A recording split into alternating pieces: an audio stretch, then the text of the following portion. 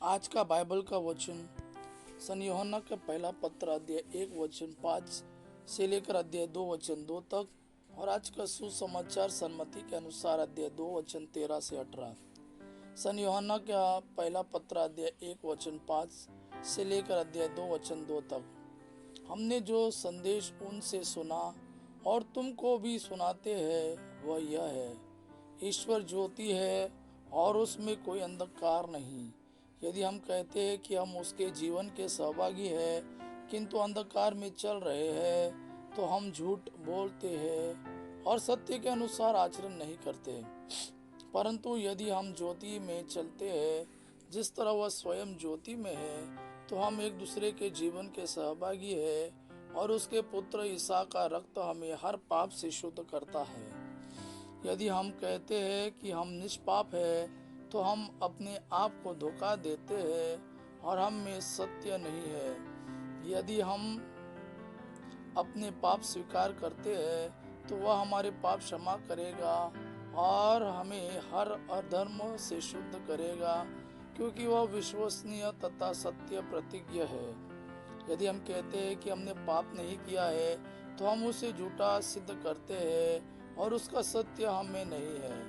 बच्चों, मैं तुम लोगों को यह इसलिए लिख रहा हूँ कि तुम पाप न करो, किंतु यदि कोई पाप करता तो पिता के पास हमारा एक सहायक विद्यमान है, अर्थात धर्मात्मा ईसा मसीह। उन्होंने हमारे पापों के लिए प्रायश्चित किया है, और न केवल हमारे पापों के लिए बल्कि समस्त संसार के पापों के लिए भी। आज का सुसमाचार सन्मति के अनुसार अध्याय 2 वचन 13 से 18। उनके जाने के बाद प्रभु का दूत यूसुफ को स्वप्न में दिखाई दिया और यह बोला, उठिए, बालक और उसकी माता को लेकर मिस्र देश भाग जाइए। जब तक मैं आपसे ना कहूँ वही रहिए, क्योंकि हेरोद मरवा डालने के लिए बालक को ढूंढने वाला है। यूसुफ उठा और उसी रात बालक और उसकी माता को लेकर मिस्र देश चल दिया।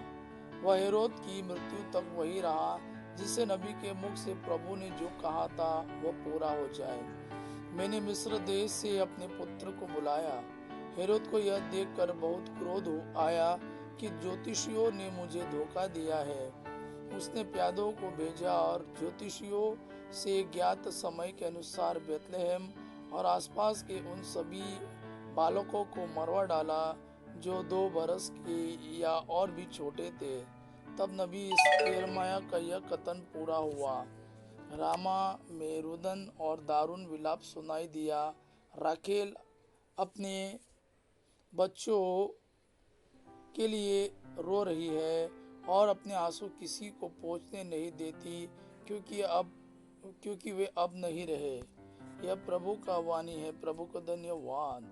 आबा पिता की महिमा और पुत्र यीशु का प्रेम आप पर सदा सर्वदा बना रहे। आमीन।